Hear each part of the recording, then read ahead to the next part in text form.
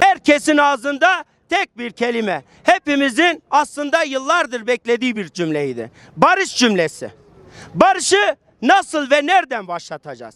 Hepimizin ortak bir düşüncesi var. Barışı öncelikle köyle...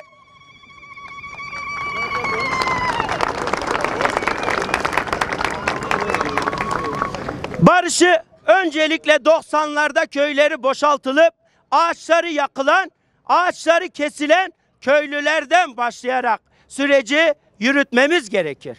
Barışı Şırnak'ta talan edilen, köstebek yuvasına çevrilen Cudi'den, Gabar'dan başlamak gerekir. Barışı Beytüşşebab'ın Komate bölgesinden başlatmak gerekir.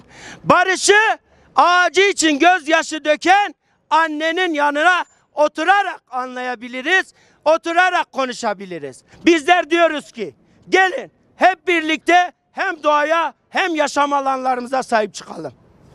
Bu vesileyle tekrardan aramızda bulunan herkese buraya geldikleri için, bu yürüyüşte bize destek oldukları için, balkonunda oturup buraya gelmek isteyip de güvenlikçi politikalardan korktuğu, çekindiği için gelemeyenlere de teşekkür ediyoruz. Biz bir bütünüz. Şırnak'ta genci, yaşlısı, öğretmeni, memuru, her kesimi birdir. Ağaç katliamlarına son verin. Aşiti bibe, bilaj xwazaya dest pê bike. Bilaj Cudiye mirada dest pê bike. Bilaj Gabar dest pê bike. Bilaj Herekûr ji besta dest pê bike. Ev gejî ve hingî baweriya xwe bi samîmiyeta we û nêzîkatî û polîtîkaya we bînin. Bangewaziya me ji li gelê Şirnexê re heye. Heta ku ev qirkirina vê xwezayê dê sekinandin, bila gelê Şirnex jî hem li xweza xwe xwedî derbikeve, hem jiyana xwe hem pêşeroja zarokê xwe xwedî derbikevin. Şırnak'ta son dönemde hızla artan ağaç kesimlerinin güvenlik gerekçesinin ötesine geçtiği ve artık yalnızca ekonomik çıkarlar doğrultusunda yapıldığı açıkça görülmektedir.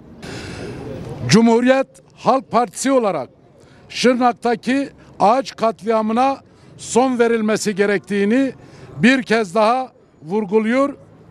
Yetkili mercileri derhal harekete geçmelerini ve gereğini yapmaları hususunda göreve davet ediyoruz. Her davi veriya vegan meheki meseril disal orman müdürlüğü xist. Me vak hukuknasen azadi xwas mes dilekçe xore kir u me go dise çya dise darte ne jekrin. O hevya bersvavi nakina. Lgori ve bersive ame disa vak komela hukuknasen azadi xwas ame reyn hukuki u reyn civaki hammika şoptar bin. ame nehelin go xwezaya Kurdistanê bêdar bê xweza bimîne.